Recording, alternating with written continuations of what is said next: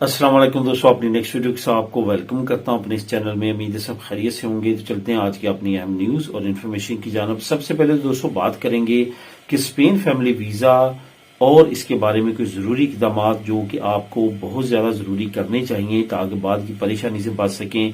Total experience based information है जो मुख्तलिफ फैमिलीज और मुख्तलिफ दोस्तों के साथ हैपन हुई है, उस पर बात करेंगे सबसे पहले। उसके बाद पारो इकट्ठी लेने का तरीकाकार क्या है और कौन सी आपने एहतियातें करनी है, इसको कवर करूंगा।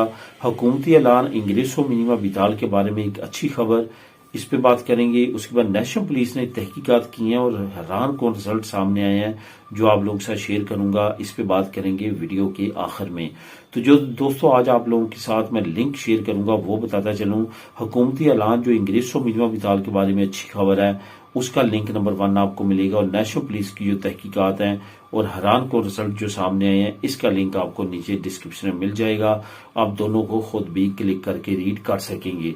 तो दोस्तों सबसे पहले तो बात करते हैं कि स्पेन फैमिली वीजा और जरूरी इकदाम कौन से हैं जो कि लाजमी तौर पे आपने करने हैं। बहुत सारे दिनों से कुछ ऐसे कमेंट आ रहे हैं जिसमें ये देखा गया है कि बहुत सारे दोस्तों को घर के बहुत ज्यादा मसले मसाइल हैं। और यहाँ पे आपको ये बताता चलूं कि जो नेशनैलिटी होल्डर है वो ये ना सोचें कि हमें फैमिली बुलवाने के लिए घर की जरूरत नहीं है। वो ज्यादा प्रॉब्लम में चले जाते हैं जब उनके पास घर नहीं होता, उधर से फैमिली का वीजा लग जाता है।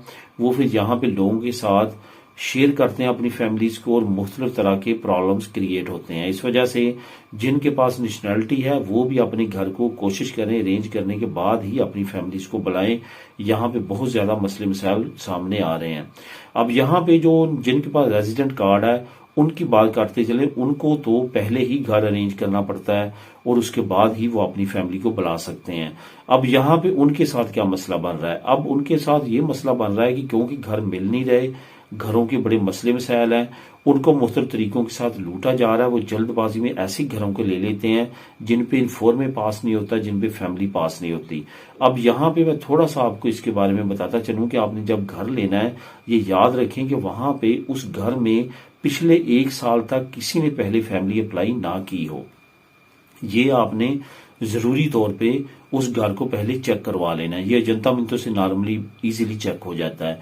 उसके बाद आपको ये पता होना चाहिए कि जो वहां पे आप घर ले रहे हैं, जो घर ले रहे हैं जहां पे आपने फैमिली अप्लाई करनी है, वहां पे पहले पदरोना मिनटों ना किसी की हुई हो, ना किसी इंडिविजुअल की, ना किसी फैमिली की। क्योंकि अब जो नया रूल है उसके मुताबिक पदरोन कटवाना भी इतना आसान नहीं है। वो भी इंतरामीते होते होते 3 महीने, 4 महीने, 6 महीने तक कुछ प्रोविंसेस में लग जाते हैं। इस वजह से इसका भी ख्याल रखें, वरना आपको वो अजाफी किराए देना पड़ेंगे। क्योंकि अब किराया कम से कम भी जो है वो 800, 1000, 1100, 1200 यूरो नॉर्मल चल रहा है, जो कि नॉर्मल सिटीज में चल रहा है जहां पे आप ज्यादा तादाद में गैर मुल्की रहते हैं। तो इस वजह से इसका आपने खास तौर पर ख्याल रखना। उसके बाद जब आप इन्फॉर्म में अप्लाई करते हैं तो ये याद रखें कि आपके घर में फैमिली रखने के लिए वो तमाम सहूलतें होनी चाहिए जो कि आपको वहां पे रहने के लिए जरूरी होती हैं, जिसमें बिजली, गैस, पानी और इसमें खास तौर पे ठंडा और गर्म पानी भी वो चेक करते हैं। बिजली की का तमाम हिफाजती इंतजाम की केबल या इस तरह का शॉर्ट सर्किट या इस तरह की प्रॉब्लम नहीं होनी चाहिए। घर ज्यादा बोसीदा नहीं होना चाहिए, क्योंकि जब जन्नी दादी कतलूनी है या जिस प्रोविंस में आप रहते हैं वहां का जो फर्द आता है आपके घर को चेक करने, वो तमाम चीजों को इनको चेक करता है। अगर इसमें कोई भी फॉल्ट होता है तो वो आपको इन्फॉर्म में फावराबले नहीं देते बल्कि डिसेबल देते हैं। उस पे आप फैमिली फिर नहीं बुला सकते। तो इस तरह की तमाम चीजें हैं जिनका आपने बहुत ज्यादा ख्याल रखना है कल की ज्यादा परेशानी से बचने के लिए। यहाँ पे आपको अगर एक मरतबा भी इस तरह का झटका लग जाता है तो ये याद रखें कि आपका केस 6 महीने, 8 महीने और 1 साल भी पीछे जा सकता है। उसको करेक्ट करवाते हुए, उसको सही करवाते हुए, ये नोयत पे डिपेंड है कि क्या फाल्टा लगा है, क्या प्रॉब्लम आई है आपके घर में। तो इन तमाम चीजों को आपने खास तौर पे मद्देनजर रखना है। उसके बाद आपने फैमिली का आगे प्रोसेस शुरू करना है। थोड़ा सा देर कर लें, इसमें आपको फाइनेंशियली लॉस भी नहीं होगा और आपको आसानी के साथ प्रॉब्लम किए बगैर जो है आपका घर जो है वो पास हो जाएगा। इन चीजों का आपने लाजमी तौर पर ख्याल रखना है, अदरवाइज आपको प्रॉब्लम आ सकती है। जैसे बहुत सारे दोस्त कमेंट करते हैं कि इन्फॉर्मेट डिसेबल हो गया, अब ये रिक्वायरमेंट मांगी जा रही है, अब ये रिक्वायरमेंट मांगी जा रही है। तो इसी वजह से मांगी मांगी जा रही है कि क्योंकि आपने पहले उस पर एहतियाती तदाबीरें नहीं की। इससे रिलेटेड अगर और आपके जहन में या कोई प्रॉब्लम हो तो आप नीचे कमेंट करके मुझसे पूछ सकते हैं। अब दोस्तों बात करते हैं कि पारो इकट्ठी लेने का तरीकाकार क्या है। इस पे भी काफी दोस्तों के कमेंट आते हैं और काफी उनको कंफ्यूजन है। तो सबसे पहले तो आपको ये बताता चलूं, आपकी पारो की जो इस वक्त स्पेन के कानून है, जो लॉ है, वो क्या है। जो स्पेन का कानून है वो ये है कि आप मैक्सिमम 2 साल की पारो जो है वो लगवा सकते हैं। 2 साल से ज्यादा आप पारो नहीं ले सकते। अगर 2 साल से ज्यादा आपको अभी तक काम नहीं मिला तो फिर आप सब्सिडियों पे चले जाएंगे, लेकिन आपको पारो 2 साल ही मिलेगी। जो कि 6 साल आप टोटल काम करेंगे तो उसकी 2 साल पारो बनती है। अब यहाँ पे आपको बताता चलूं कि पारो लेने का क्या तरीकाकार है। अगर आप इकट्ठी पारो लेना चाहते हैं, उसके लिए उसका तरीकाकार ये है कि आपने पहले नॉर्मल पारो लगवानी है।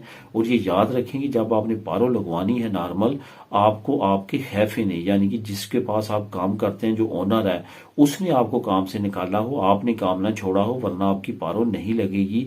पारो लगती ही तब है कि आपके पास अब काम नहीं है। तो इस वजह से आपको वक्ती तौर पे हम बेनिफिट दे रहे हैं पारो की शक्ल में, ताकि जब तक आपको काम नहीं मिलता आप इससे अपने रोजमर्रा जिंदगी के मामला चला सकें। अब आपको ये जरूरी है कि आपके ओनर ने आपको काम से निकाला, वरना आपकी पारो नहीं लगेगी। एक मरतबा जब आपने पारो लगवा ली तो फिर आप एप्लीकेशन दे सकते हैं कि मैं फलां बिजनेस करना चाहता हूं और उस बिजनेस में मैं इकट्ठी पारो लेना चाहता हूं। ये याद रखिए कि डायरेक्ट आपको पारो नहीं मिलती, पहले आपने नॉर्मल पारो लगवानी है। 15-20 दिन, महीने बाद जो है आपने जाना है दोबारा सीपी के ऑफिस, वहां पे एप्लीकेशन देनी है।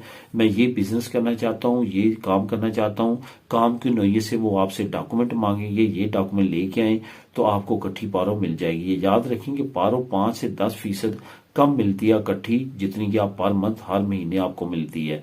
इस वजह से ये भी आपने जहन में रखना। उसके बाद 1 साल की आपकी सूरी दा ससुराल इकट्ठी वो काट लेते हैं, जो आपको 1 साल तक नहीं देनी होती।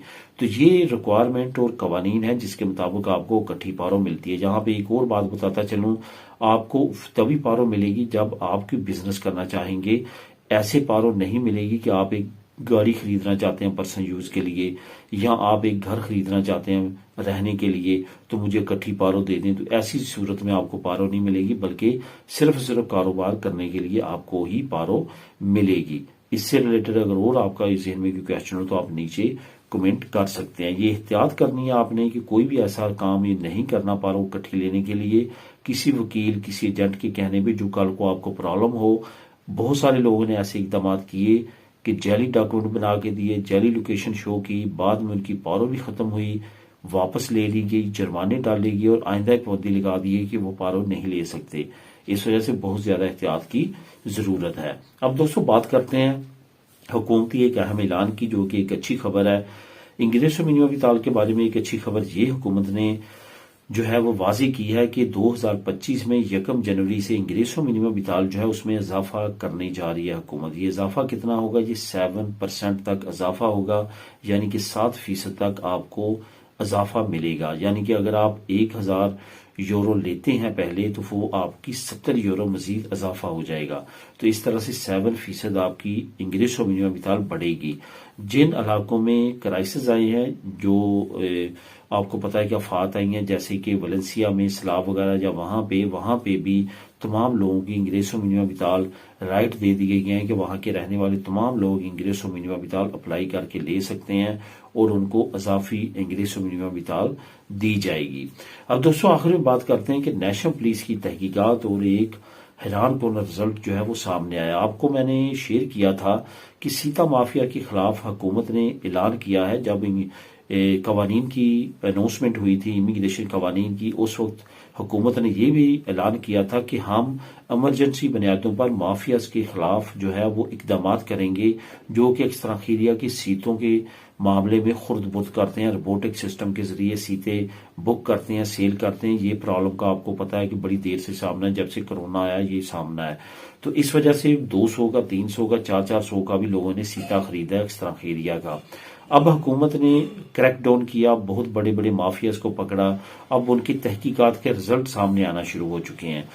अब तहकीकात के रिजल्ट में ये सामने आया कि 20-20 हजार से लेके 2-2 लाख यूरो तक जो है ये माफिया कमाता था सीटें बेच के पर मंथ। अंदाजा आप इससे लगा सकते हैं कि ये कितना स्ट्रांग माफिया है जो कि पूरे मुल्क में फैला हुआ था। कितने बड़े पैमाने पे सीता ये बेचते थे इस तरह से रोबोटिक सिस्टम के जरिए बुक करके। तो इसके रिजल्ट जो है अब आने शुरू हो चुके हैं। अब बहुत ज्यादा उम्मीद है कि इनको भारी जुर्माने, भारी सजाएं होंगी और आने वाले वक्त में उम्मीद है कि सीता माफियाज पे कंट्रोल डाला जाएगा या कम से कम इनका पकड़े जाने के बाद हालात जो है पहले से ज्यादा बेहतर हो जाएंगे, सीता मिलना ज्यादा आसान हो जाएगा। तो दोस्तों ये थी आज की अहम न्यूज और इन्फॉर्मेशन। मिलेंगे नेक्स्ट वीडियो में नई अपडेट्स के साथ। अल्लाह हाफिज।